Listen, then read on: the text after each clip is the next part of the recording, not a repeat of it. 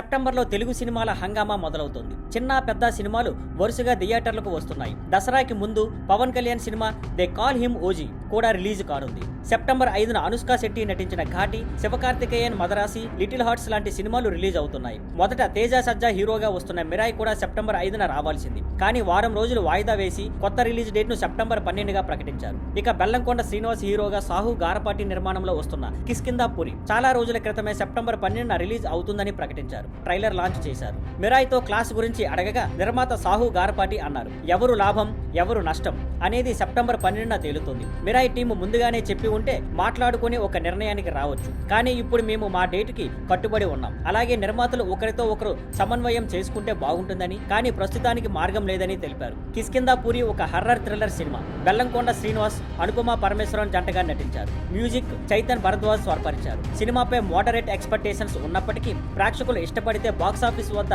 Hit అవ్వచ్చని భావిస్తున్నారు. Thank you for watching. Please like, share and subscribe.